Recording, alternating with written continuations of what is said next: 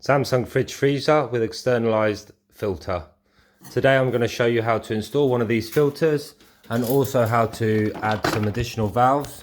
So the client, the homeowner, can change this in around 6 months time without the need to call the plumber back out. Otherwise the plumber comes out every 6 months and it can start to become a very costly item for the homeowner. Right, so Samsung externalized filter. So I've already put 2 clips on the wall. I've managed to drill a hole, get my pipe in from the back of the fridge, 6mm, and then I've got another hole for the outlet. So filter's nice and simple. Anyone can do it at home with a handheld screwdriver.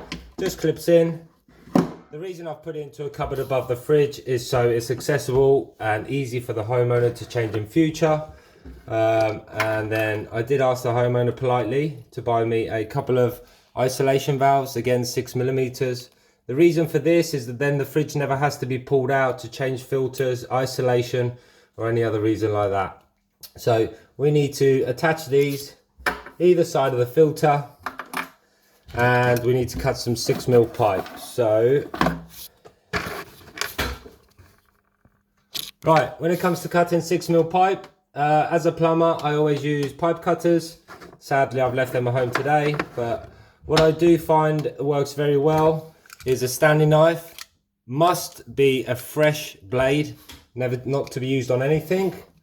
So from experience, I know this valve, from the filter to the valve entry, we want around 40 to 50mm of pipe. Normally I'd use a tape measure, measure it, mark it with a pencil. But we'll do that by eye. Pretty good at chopping roughly where it needs to be. Doesn't have to be accurate, just roughly. Luckily with plastic pipe there's lots of tolerances.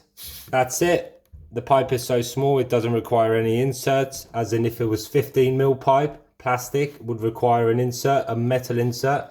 Very important, but we can show that in future videos. So we like to just wet up the ends, whether that be some type of lubricant or just a little bit of kiss. You know, you give it a little bit of a kiss, spread the love and all that.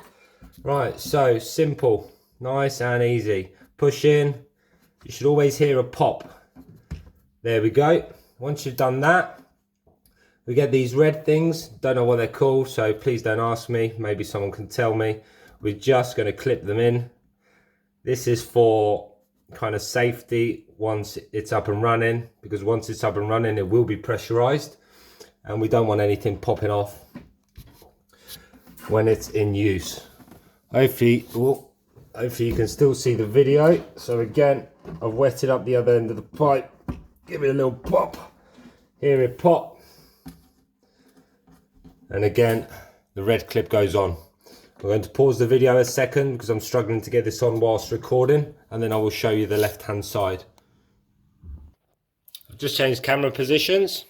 I had a couple of pieces of wood, which is what I cut my hose on, to make sure you don't damage any of the very expensive new units that the client has spent lots of money on. So prior to me pausing, I managed to get the red toggle on, whatever that name is.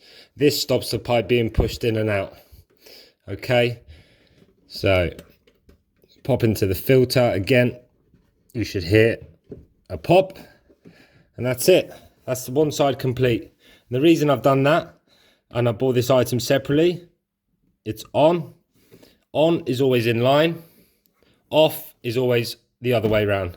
The reason I've done that, like I mentioned earlier in the video, is it allows the client, the homeowner, to change the filter without calling the plumber out. It may call you out once because they're unsure, but it will only be once. Very nice, simple lesson to learn. So 2 bits of wood back. I now need to do the other side. So we'll repeat the process again. Might lengthen the video out. You don't have to watch it all the way. Nice, fresh standing knife really is beneficial, especially if you don't have the right tools. Sometimes you don't need the right tools, you just need the right mindset. So what I'm going to do, I want to show you something here first. I'm going to get a longer piece of pipe and we're going to pop it in, because I've showed you how to push it in, but if I pull, it's never going to come out. As I pull, where my thumb is, you'll see the plastic pull in and out. So to get this back out, it's called a push fit fitting. You want to grab the white bit there and twist and pop out. Oh, not working. You want to make sure to try and get this pipe out. This white bit is in, flush, in and flush. Not like that where there's a little gap. You need that closed. See if we can manage it on the video. Grab and twist. Hopefully you saw that, even if it has to be slowly, watched at a slower speed. So now I've got my actual piece I want to install, which is the exact same as the right side. We are mirror imaging it. I'm just doing this a closer so you can see. These are a little bit tricky to get on, these red clips. Let's just call them safety clips, shall we? I guess they're red, bright. That would indicate safety. Again, I'm going to lube the end. Give it a little kiss. Pop that into the filter. One thing I will say, guys, do not forget on the filter, there is a direction. Inlet, right-hand side, outlet, left-hand side. So that's it. That's pretty much the video done. The reason I'm not going to finish off the end bit, so I've drilled a hole goes behind the unit to the fridge. Not going to show that part, waiting for hose to be delivered. Thank you very much for watching, and hopefully you can make sense of that.